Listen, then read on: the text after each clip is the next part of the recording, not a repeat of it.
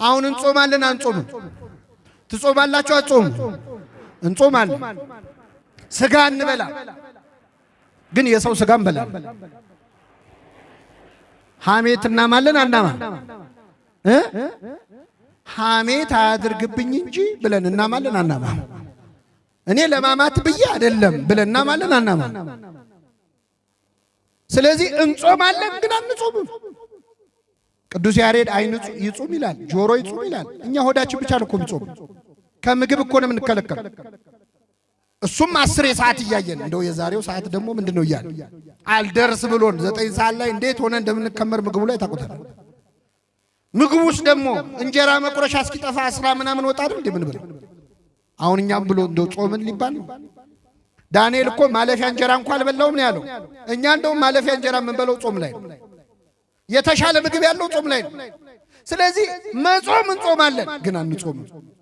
እጾማለሁ በሉ አለመጾሜን እርዳው። እግዚአብሔር አለመጾማችንን ይርዳው። እንጸልያለን አንጸልይም ግን አንጸልይም። አባታችን ሆይ ልትሉ ቆማችሁ ከመቼው እንዳለቀ ገርሟችሁ አያውቅም? አባታችን መሃል ላይ ዘልየው ነው ወይስ ምንድነው ብላችሁ አታውቁ? እንጸልያለን ግን አንጸልይም። የጸሎት መጽሐፍ ይዘን ቆመን እንጸልያለን ነው ግን አንዳንዴ ስንት ገጽ ቀረው ብላችሁ ቆጥራችሁ አታውቁ? ይሄ ገጽ እየጨመረ ነው እንዴ የሚመጣው ብላችሁ አታውቁ?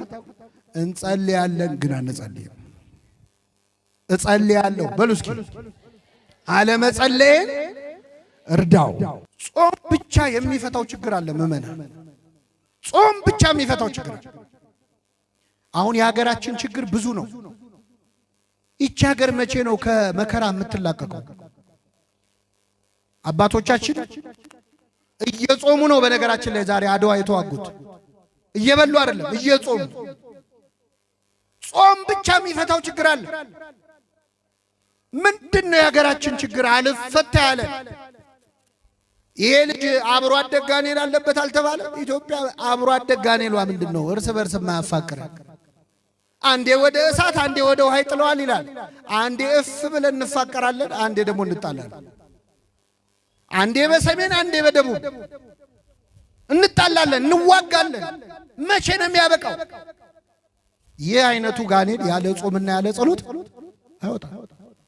መቼ ነው ያቺ ሴት 12 ዓመት ሙሉ ደም ፈሰሳት? የክርስቶስን ጨርቁን ነክታ ደሟ ምን ሆነ? ቆመ፣ ቀጣለ።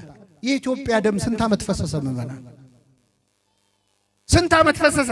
12 አይደለም 22 አይደለም፣ ስንት ዓመት ፈሰሰ የዚች ሀገር ደም?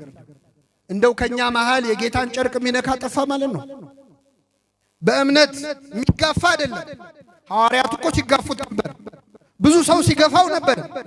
አንድ እጅ የነካው ነው ክርስቶስ የታወቀው። ኃይል ከኔ ወጥቷል ያሰኝ ከክርስቶስ ኃይል እንዲወጣ የሚያደርግ የእምነት እጅ ከኛ መሃል ጠፍቷል። እግዚአብሔር ከኛ መሃል በእምነት የሚነካውን ሰው ይስጠን። ይህን ትምህርት የምትሰሙ ምእመናን ሁላችንስ በየግላችን አለቀን ያለ ጋኔል የለብንም ወይ? ርኩስ መንፈስ ማለት ብቻ አይደለም።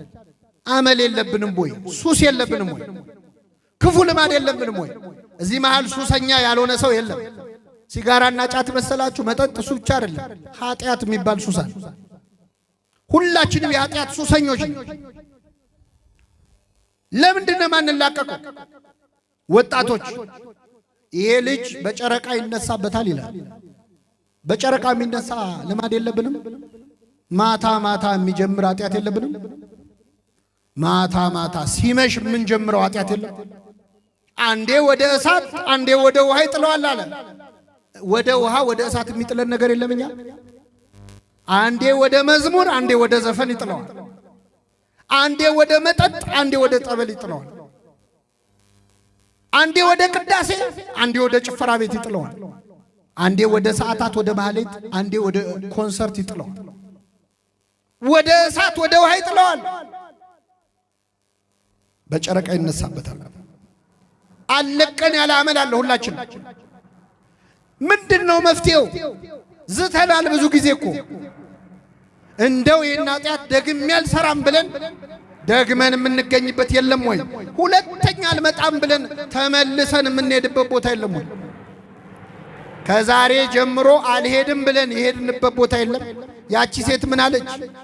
ጌታ ሆይ ድጋሚ ወደዚህ ጉድጓድ ተመልሼ እንዳልመጣ እባክህ ያንተን ውሃ ስጠኝ አለች።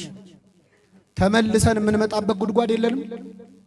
ተመልሰን የምንገባበት ኃጢአት የለም? ጉድጓድ እኔ ከምሰጠው ውሃ የሚጠጣ ለዘላለም አይጠማም ያለው ክርስቶስ ውሃውን ካልሰጠን በቀር እማንቀርባቸው ጉድጓዶች አሉ። አለቅ ያሉን ጋኔኖች አሉ። ይህ አይነቱ ጋኔን ያለ ጾምና ያለ ጸሎት አይወጣም። ይህንን ጾም መናን አንዳች አመላችን የሚነቀልበት ያደርግልን ይለናል እኮ ሰይጣን። በነገራችን ላይ ስልት አይቀይርም። አሁን አንቺ እውነት ክርስቲያን ከሆንሽ መቸገር ነበረብሽ? አሁን አንተ ቤተ ክርስቲያን እየተመላለስክ መታመም ነበረብህ?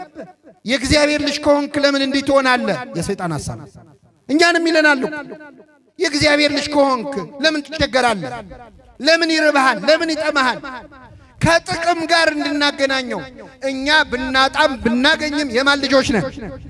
ቢርበን ቢጠማን ብንታመም ብንድን የእግዚአብሔር ልጆች ነን። የኛ ሃይማኖት የሰለስቱ ደቂቅ ሃይማኖት ነው። የምናመልከው አምላክ ከሚነደው እሳት ሊያድነን ይችላል። ባያድነንም ግን ላቆምከው ምስል አንሰግድም። እኛ ዳንን አልዳንን እግዚአብሔር አዳኝ ነው። እኛ በላን ተራብን እግዚአብሔር አባታችን ነው። ልጅነታችንን ከጥቅም ጋር አናገናኘው። እንዲህ ካገናኛችሁ ሰይጣን ሐሳብ እየሰጣችሁ ነው ማለት ነው። ምእመናን አሁን እዚህ ጉባኤ ላይ ያለን አንድ ርኩስ መንፈስ ያደረበት ሰው እዚህ መጥቶ ቢንፈራፈር እዚህ ያሉ 9 ካህናት ውጣ ብለውት እምቢ ቢል እናንተ ምንድነው የምትሉት? ዘንድሮ እኮ ቄስ የለም። ድሮ እኮ ቀረ እኮ አባት ድሮ ቀረ ምንድነው አይደል? እንታዘባል። ሌላ ቀን ያወጡ እንኳን ቢሆኑ ዛሬ ካላወጡ ሌላም ቀን ሲያጭበረብሩ ነበር ነው የምንለው። ትናንት ያዳነን ሰው እኮ ዛሬ ቢደክም፣ ትናንት ያስተማረን ሰው ዛሬ ወድቆ ብናገኘው እኮ እንሰድበዋል። ኖህ በሰራው መርከብ የዳነ ካም አይደል እንዴ? ኖህ ላይ መጥቶ ያላገጠበት ኖህ በሰራው መርከብ፣ ኧረ በሱ መርከብ ነው የዳንኩት ዛሬ ሰክሮ ባየው ቀንጥሎት ነው አላለም። አትውደቅ እንጂ የወደቅ ቀን እኮ የትናንቱን የሚያስታውስልህ ሰው የለም።